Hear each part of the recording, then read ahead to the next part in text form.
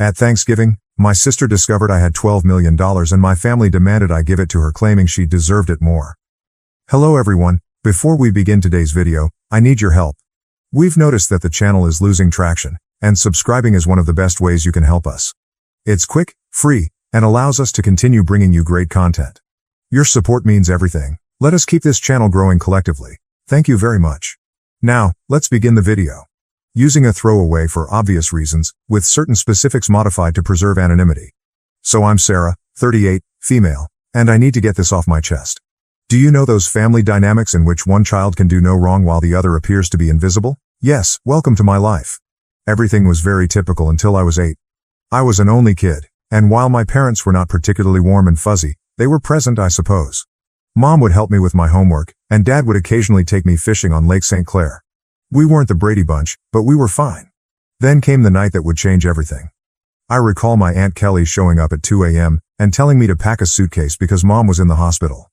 My sister, Rachel, was on her way, but something was wrong. She wasn't meant to arrive for another 2 months. The following few weeks were a flurry of hospital visits and hush chats.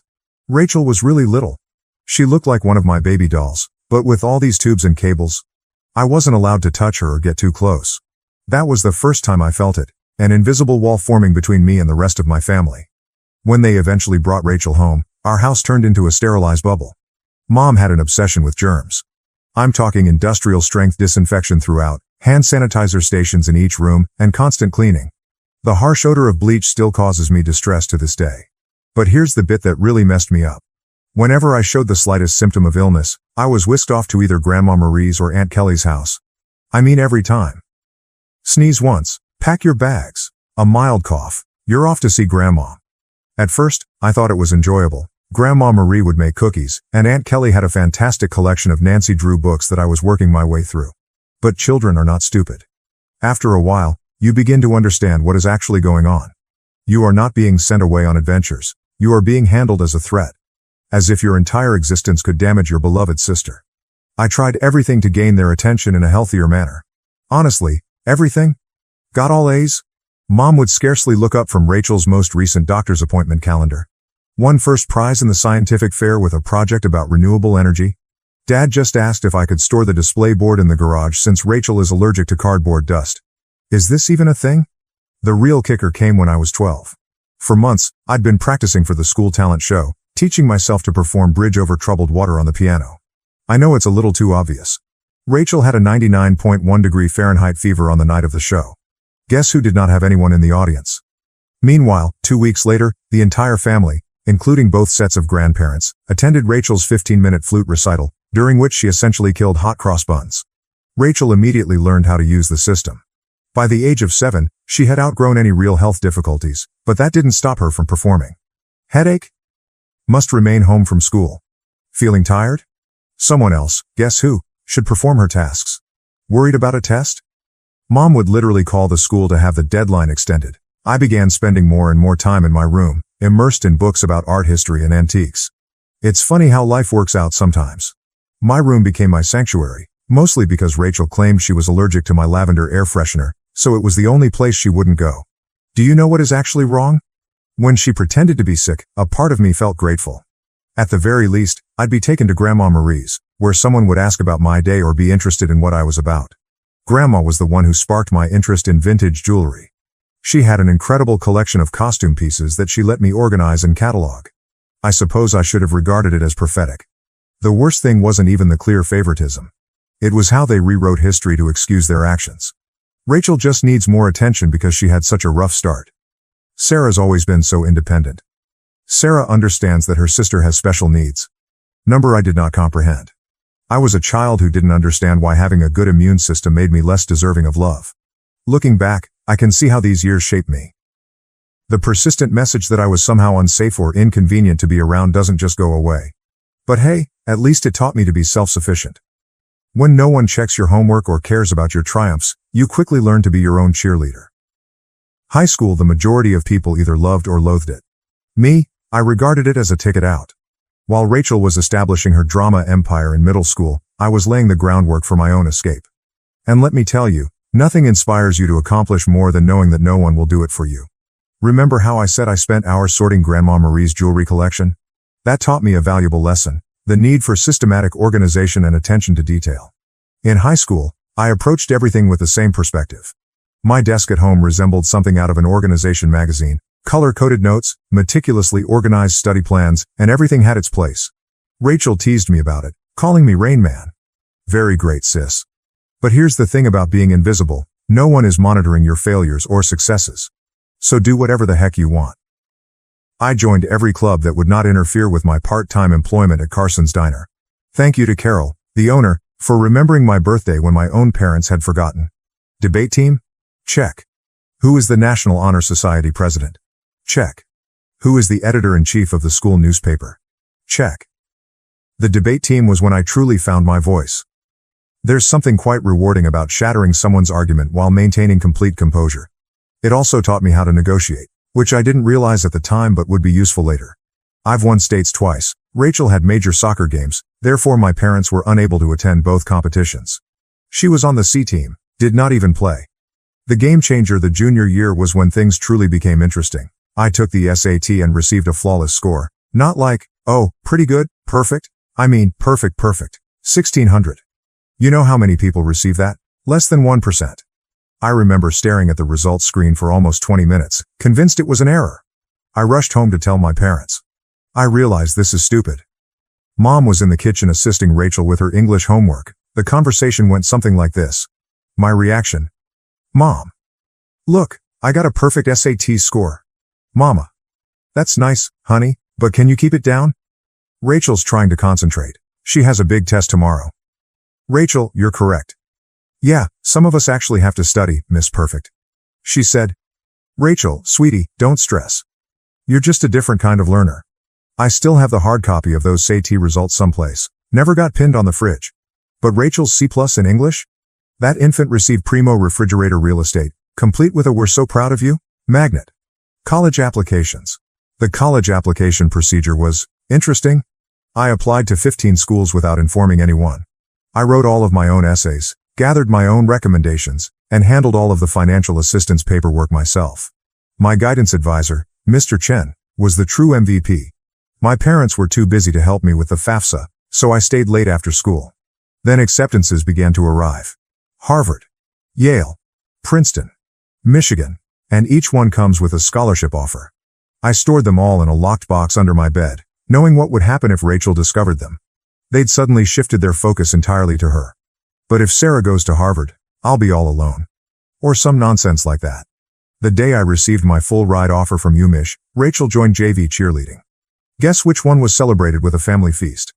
Hint, I had microwave mac and cheese in my room while they went to Olive Garden. But, you know what?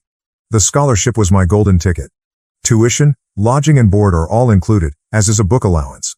I could finally leave that house, where I was either invisible or inconvenient. The day I received my acceptance package, I went to my favorite spot in the local library, a fourth-floor window seat overlooking the park, and grieved for an hour. Not sad tears. There were tears of relief. When I told my parents at supper that I was going to UMich, they were ecstatic. He said, Michigan? But that's so far. What if Rachel needs you? She replied, I hope you're not expecting us to help with expenses. Rachel's cheerleading competitions are very costly. Rachel is crying. Oh my God, finally. Can I have your room? I need space for my TikTok videos. The summer before college I worked double shifts at Carson's Diner to save money. Carol, bless her heart, always gave me additional tips and made sure I got to take home leftover pie at the conclusion of my shifts. She also taught me a vital skill: how to recognize genuine people in a society full of fakes. Baby, she'd tell me, in diners and in life, the ones making the most noise usually have the least to say. Move-in day at Michigan? My folks couldn't attend because, surprise, Rachel had a cheerleading competition. Aunt Kelly drove me instead, helped me set up my dorm room, and gave me a $500 envelope. Your Grandma Marie wanted you to have this, she told me. She's so proud of you. Later, I learned that Grandma had been saving that money from her Social Security checks for months. That first night in my dorm room, I promised myself I was going to create such a wonderful life that being overlooked would be inconceivable. Not for vengeance. Nothing to prove to my family. But what about the 8-year-old girl who used to get sent to Grandma's house for sneezing? College and the beginning of something new. College went by in a flurry of all-nighters, instant ramen, and heavenly independence. I graduated summa cum laude from the University of Michigan. Not that my folks noticed. They were too busy helping Rachel transfer to her third college in 2 years. But this is where the plot takes an unexpected turn. I got an entry-level job at Everett and Phillips Auction House in Detroit. I won't use the real name for obvious reasons, but if you're in the business, you probably know who I'm talking about. A genuine high-end establishment, many old money clients, that type of transaction. I began with their estate sales business, which involved documenting the belongings of wealthy individuals after their deaths. Not exactly glamorous, but it paid the bills. The breakthrough. My first several months were very standard, logging countless china sets, categorizing vintage furniture, and so on. Next followed the Kingston estate. Mrs. Kingston was an elderly widow who had died with no children, leaving behind what everyone assumed was a huge collection of costume jewelry. Rooms filled with the material? This is where those hours at Grandma Marie's came in useful. I'm looking through this stack of jewelry when something catches my attention. It's an Art Deco brooch. Nothing really showy, yet something about it felt different.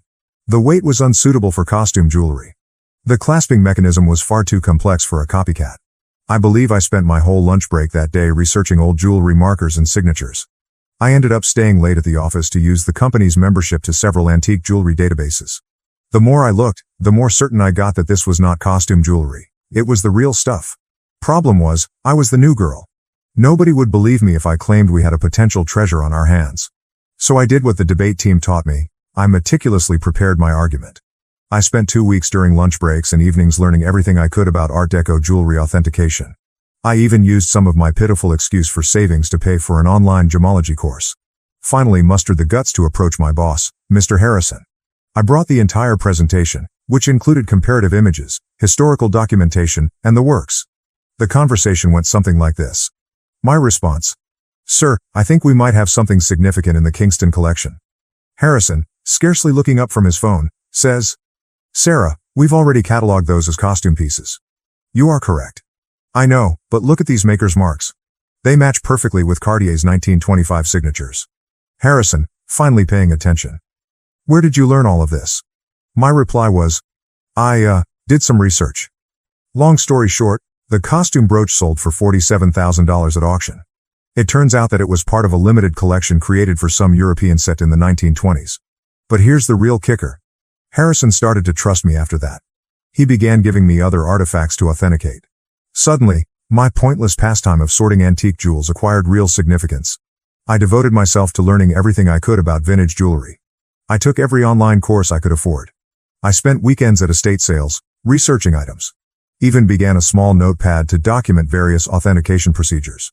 My apartment looked like a jewelry scholar's fever dream, with walls covered with printouts of vintage hallmarks and certification guidelines. The auction house started getting results. I was discovering important items that others had overlooked, developing contacts with collectors, and knowing the market. My commission checks became larger. For the first time in my life, I was not simply surviving, I was also saving money. Family? Still remarkably uninterested. At Sunday dinners, which I still went to like a fool, the discourse went like this. "Mom, Sarah's still at that antique shop, right? This is me. Auction house, and yes. Actually, I just authenticated a rare Tiffany piece." Rachel interrupts. "Oh my God, speaking of jewelry. You guys have to see this charm bracelet I bought at the mall." But I didn't care anymore. For once in my life, I had discovered something wholly mine. Something I was actually excellent at. Something unrelated to being Rachel's sister or family disappointment. The Rothschild collection. Then came the Rothschild collection. This was about 2 years into my employment at the auction business. A massive estate. Old money family. There's a lot of buzz in the industry. I was part of the team that cataloged their jewelry collection. And that's when I noticed it. A fairly commonplace Art Nouveau piece that everyone else had missed. I spent 3 days investigating it. I barely slept. It turned out to be a piece from a famous French jeweler's private collection, which was supposed to have been lost during World War II. When it sold at auction for $238,000, Harrison summoned me to his office. I believed I was being promoted. Instead, he said something that completely changed the situation. "Sarah, you're wasting your talent here. You should be running your own authentication business." Initially, I shrugged it off. Me? Start a business? With what money? However, the notion took root. I began doing modest freelance authentication projects on the side. Word spread that I had a terrific site. Private collectors began contacting us directly. One night, I was sitting in my modest apartment, surrounded by jewelry manuals and authentication tools that I had gradually accumulated, when I had an epiphany. This is something I could actually do. I could create anything on my own. So I did what any reasonable person would do. I took out a large debt against my car. I emptied my savings account. I rented a small office space in a less desirable area of town. People believed I was insane. Perhaps I was. I transformed a storage room above a Chinese restaurant that was about the size of a college dorm room. The rent was low because it always smelled like Kung Pao chicken, and the Wi-Fi only functioned if you sat in the corner by the window. But it was mine. The struggle. The first few months were interesting, and by interesting, I mean scary. I'd awaken at 4 a.m. with cold sweats, calculating how many months till my savings ran out. Loan payments felt like a rope around my neck. My office furnishings comprised of, I purchased a card table from Goodwill. A chair I literally found on the curb. Don't worry, it was thoroughly cleaned. However, in the world of high-end jewelry, reputation and contacts are everything. And my experience at the auction house provided me with both. I started small by doing authentication work for local antique dealers. My fees were lower than the larger organizations, but my attention to detail was becoming known. Word spread. 6 months later, a watershed moment occurred. A dealer I had dealt with at the auction house inquired about a collection of Victorian-era brooches. The owner requested confirmation before selling. It turned out to be a massive collection, with pieces from 3 generations of families. I worked on it for 2 weeks straight, rarely sleeping and documenting everything. I discovered 2 extremely rare pieces that had been misinterpreted as later replicas. The owner was so delighted with my detailed analysis that she not only paid my fee, but also offered me a 10% commission when the piece sold. Was that a commission? $86,000. More money than I had earned in the preceding 2 years combined. Suddenly, my phone rang. A lot. Private collectors have heard about my knack for finding missed pieces. Estate lawyers seeking advice on inherited jewelry. Even my previous auction house began sending me authentication work. I'm quite sure Harrison was secretly helping spread the news. Thanks, boss. Scaling up. By year 2, I'd hired my first employee, Jenny, a fresh gemology graduate who reminded me much too much of myself at that age. She was extremely intelligent, yet she was neglected since she was quiet. She is now my head of authentication and is well worth her weight in gold. The firm expanded quicker than I could have predicted. Moved to a proper office downtown. Goodbye, Kung Pao chicken odor. Created a team of specialists. I've earned a reputation for finding misplaced items. You wouldn't believe how many important historical jewelry items get misinterpreted as costume jewelry in people's attics. Keeping it secret from my family. However, success came with its own set of obstacles. The bigger we became, the harder it became to keep it a secret from my family. They still thought I worked in an antique shop. Rachel would make these sarcastic remarks during family dinners. Rachel asks, Sarah, I have some old jewelry I was going to donate to Goodwill. Maybe your little shop would want it? Me, having just authenticated a $1.2 million Fabergé item that morning. Sure, I'll look into it. Mom continues to introduce me to everyone as my other daughter. She works with old jewelry or something. Meanwhile, I was quoted in Forbes, luckily under my company name, and we had recently built our 3rd office. What's strange about it? Keeping the secret became almost enjoyable, like this private joke with myself. I'd sit at Sunday dinner in my Target discount outfit, really Chanel, listening to Rachel speak about her entry-level marketing job, knowing I'd just closed a deal for more than her annual income. I even started playing tiny games with myself, such as wearing authentic Harry Winston pieces to family gatherings and seeing whether anyone noticed. They never did. Rachel once spent 20 minutes showing off her expensive $200 Michael Kors watch. I was wearing a vintage Patek Philippe that cost more than her automobile. Managing growth. However, the real challenge was managing growth. By year 5, we'd established offices in Detroit, Chicago, and New York. I spent more time on airplanes than in my own bed. We built a reputation for discretion. It turns out that many wealthy people want their jewels verified without the rest of the world knowing. The money was enormous. For example, we needed to hire a large team of financial advisors. Nonetheless, I maintained a relatively modest lifestyle. I purchased a nice, but not flashy house in a desirable neighborhood. I drove a high-end, but not obvious car. The only place I truly splurged? My home office. Advanced authentication equipment. The most effective security system money can buy. A custom-built vault to make Fort Knox envy. What's with the irony? They believed I was being frugal by aiding them. Mom would remark things like, "It's so sweet of Sarah to help out. She must be eating nothing but ramen to manage it." Meanwhile, I had just validated a collection, which earned me a commission greater than their mortgage. You know what's strange about success? The more you have, the more difficult it is to explain to others who have always perceived you as inferior. It's like explaining color to someone who has only seen black and white. They lack the necessary context. By this stage, my company was doing really well. We had the Midwest's high-end jewelry authentication industry cornered, and our reputation was solid gold, pun intended. But every Sunday, I'd travel to my parents' house for dinner, playing Sarah, the modest antique shop worker. The cognitive dissonance was becoming ludicrous. I'd spend my mornings on conference calls with Dubai collectors, my afternoons authenticating million-dollar pieces, and my evenings at my parents' house in carefully chosen normal clothes, eating Mom's overcooked pot roast while Rachel dominated the conversation with stories about her latest marketing triumph. Usually something like bringing her boss's coffee without spilling it. A defining moment. One Sunday is very memorable in my mind. I had just completed a huge transaction, authenticating a missing Cartier piece that had been resting in someone's safe deposit box for 40 years. Was it just the commission? 7 figures. I drove directly from the meeting to my parents' place, still euphoric from the successful authentication. She said, "Sarah, honey, is everything okay? Your clothes are looking a bit worn." "Oh, trying to save money," I said, wearing a $3,000 cashmere sweater that I had purposefully chosen for its subtle appearance. Rachel responded, "Well, if you'd gotten a real job instead of playing with old jewelry." "Your dad." "Rachel, be nice. Not everyone can be as successful as you." I almost choked on my pot roast, trying not to laugh. The anonymous transfers monthly payments to my parents began about this time. Aunt Kelly informed me that they were struggling to pay Rachel's educational loans and medical bills. Mom casually stated that they might have to sell the house. I couldn't let that happen. Despite everything, it was still the home I grew up in. So I initiated an anonymous monthly transfer of $5,000 to their account. When asked, I said I was giving $1,000 by living on rice and beans. They imagined the rest came from Aunt Kelly or another family. Rachel, of course, claimed responsibility for inspiring family members to help. Watching Rachel spend my money. The money was helpful, but it also had unexpected consequences. My parents began treating me with a strange combination of sorrow and patronizing pride. As if I were some kind of noble poverty case, sacrificing everything to support the family. Meanwhile, Rachel's spending became more extravagant.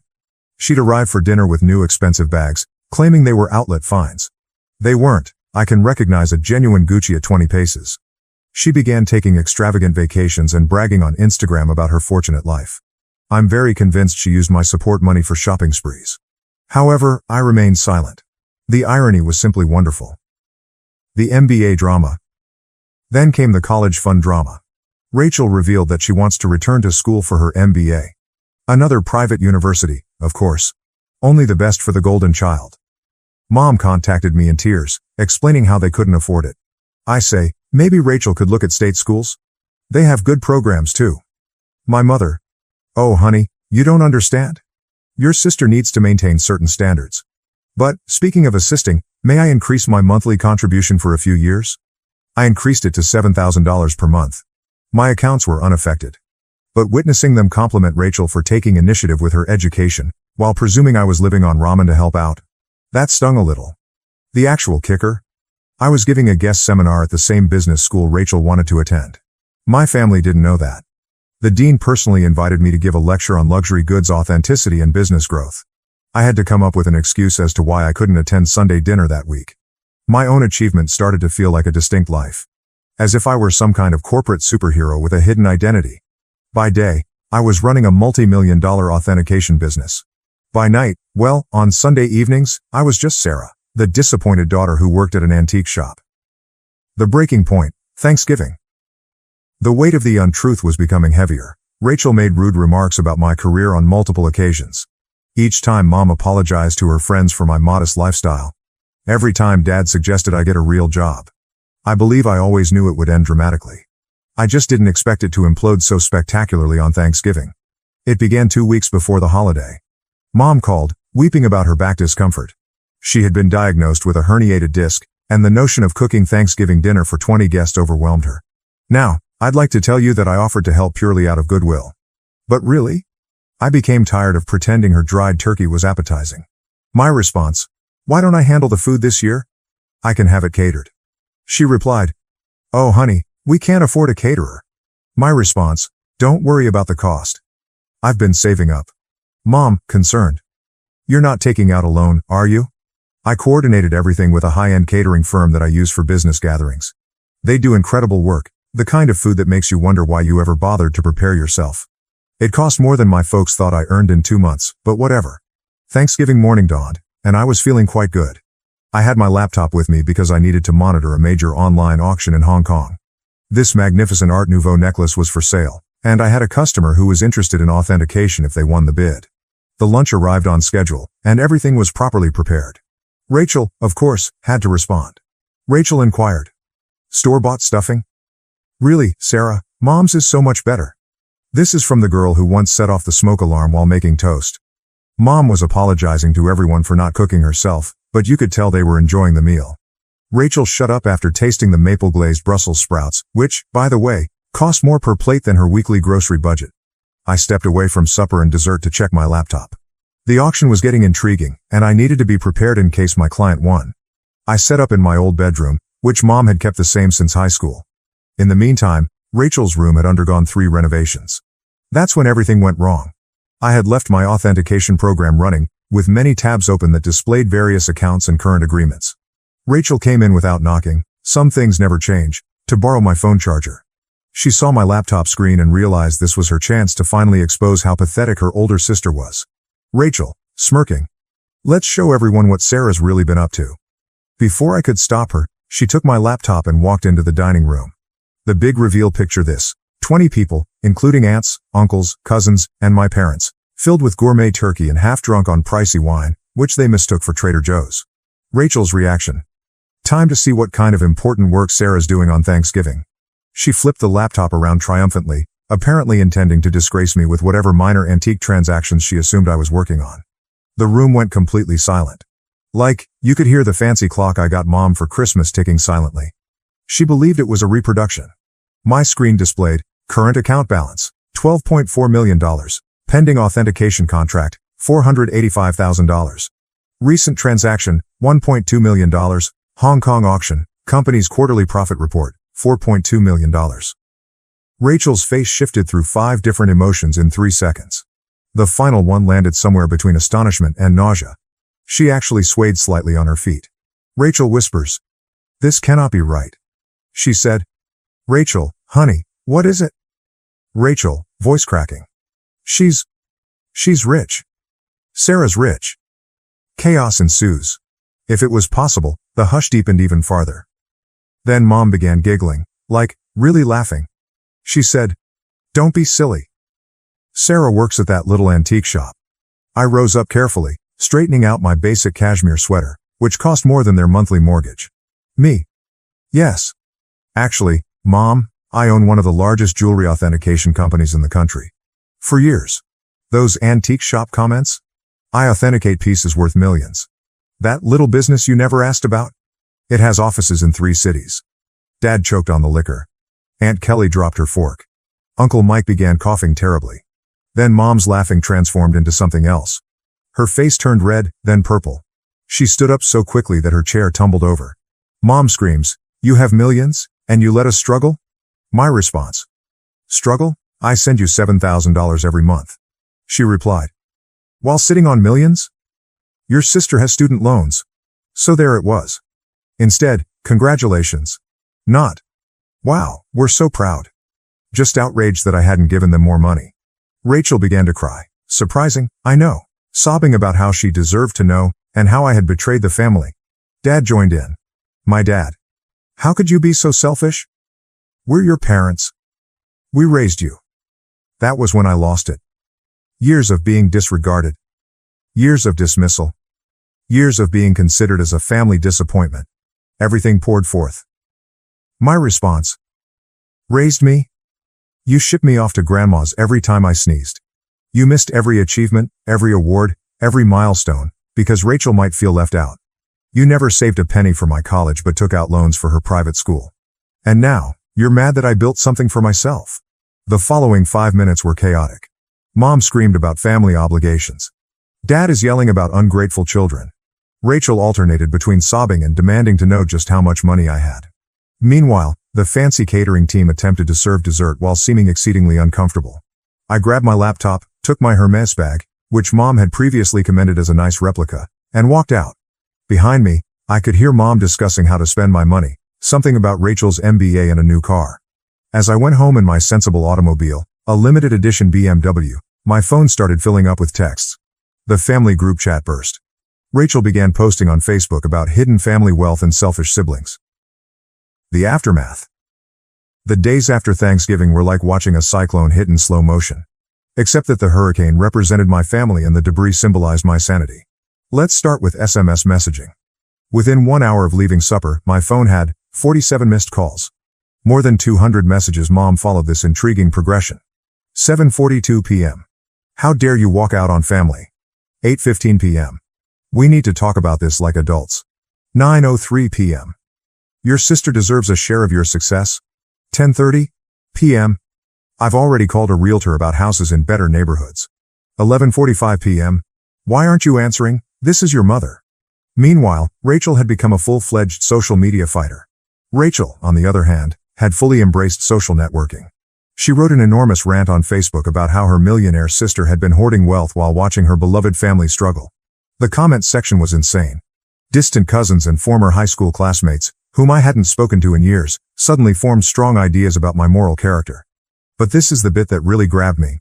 Rachel actually posted, all those years of me trying to help Sarah's career, giving her advice about moving up from that little antique shop, and she was secretly wealthy.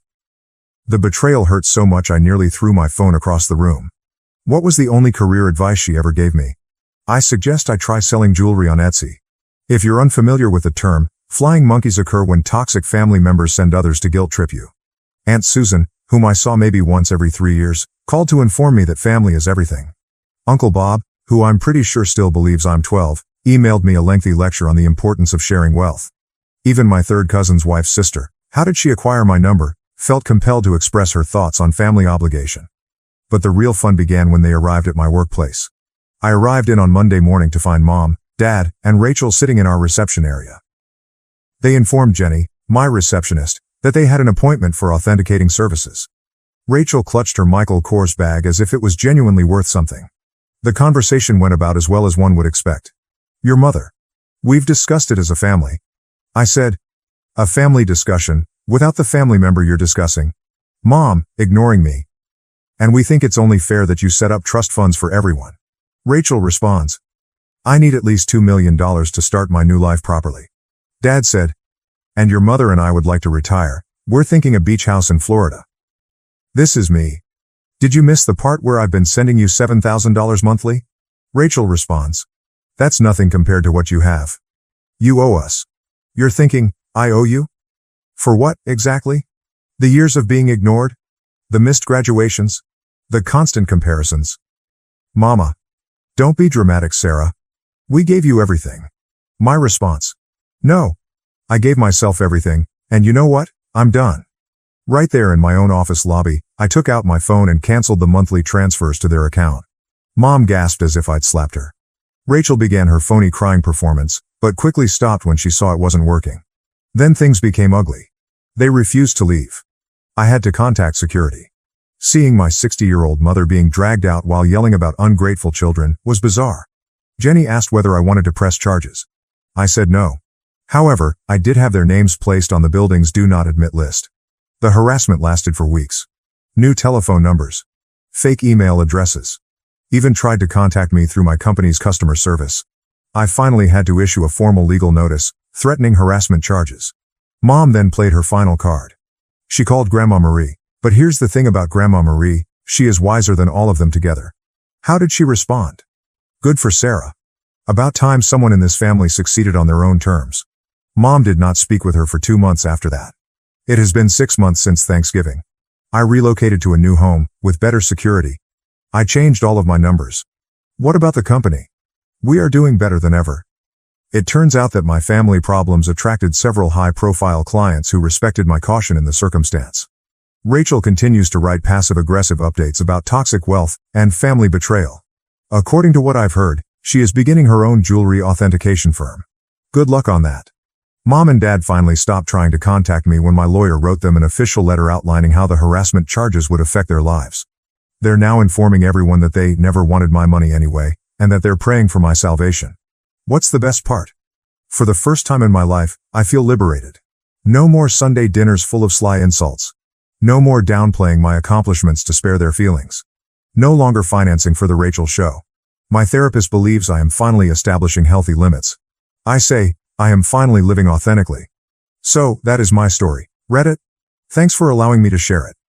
Special thanks to the catering firm, who sent me a Christmas letter stating that the Thanksgiving meal was the highlight of their year. Edit, responses to common questions. Yes, I am still in treatment. No, I do not regret cutting them off. Yes, Grandma Marie is doing well. She's coming to visit next month to help me catalog a new collection. One last thing. To Rachel. I know you're probably reading this. What about the Cartier bracelet you're wearing in your most recent Instagram post? Definitely a fake. Just saying. Thank you for watching. If you haven't subscribed yet, please do so and hit the notification bell to stay updated with more shocking real-life stories happening around you.